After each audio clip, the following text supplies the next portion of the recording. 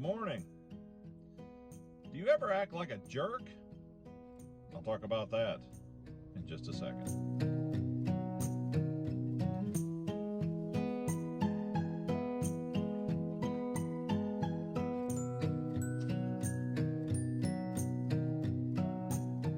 Yesterday, I was running a little bit behind, and I wanted to go through the drive-thru at a local restaurant in my town.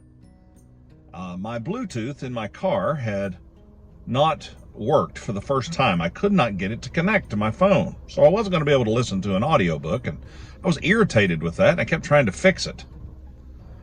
Well, I was a little bit frustrated, so I get up to the restaurant, and there's something about drive-thrus that I think I have a problem with.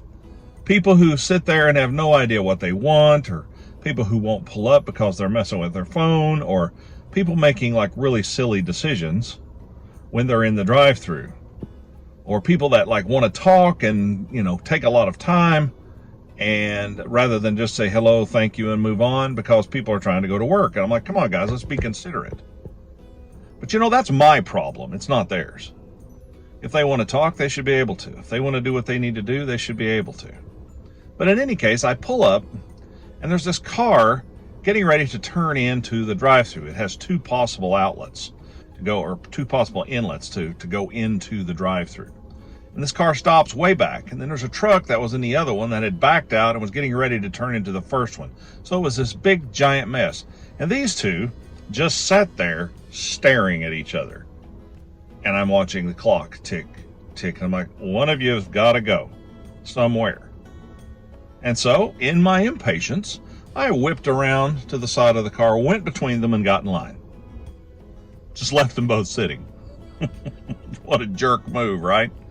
Well, I get in line and I realize there's so many people at this point that I'm not going to make it. And I'm a little bit stressed out because I don't want to ever be late to crossing guard duty, because I'm afraid a kid will try to cross the highway and get hit or something. I would feel awful if that happened. So I just said, the heck with it, and I pulled out and I just came on to work, and I stopped at a different place and was able to get a cup of coffee and such. But the point is, I realized on my way, my Bluetooth still wouldn't connect.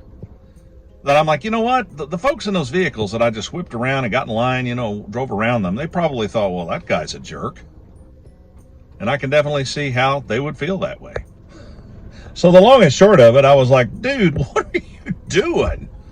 And I clearly had embarrassed myself. So I got out of the way and I let them get in line, and I went ahead and moved on out to another location. And so if they ever see this video, I apologize. I was just a little bit stressed and in a hurry. But that doesn't excuse anything. It explains things, but it doesn't excuse it. How many times in our life do we get all bent out of shape because something's not going quite right for us, and just our day sort of cascades into this place that makes us behave a way we normally wouldn't behave? I think we're all guilty of that. We all have to guard against it. You don't want that to ruin your witness, and you don't want that to ruin your attitude and ruin your day. Well, the Lord salvaged it. My Bluetooth wouldn't work, so I listened to some gospel music, some contemporary Christian music on my way to work, and just the right songs came on to truly convict me and uplift me and make me feel better about things. And I made it to my job post on time, and everything went just fine. Most of the time, things work out. Don't let little stuff like that, what we call first world problems, don't let it bother you. Make sure that you're keeping your eye on the prize. And don't let it make you into a crazy, old, grumpy jerk. Have a good day. Be kind to each other. See you next time.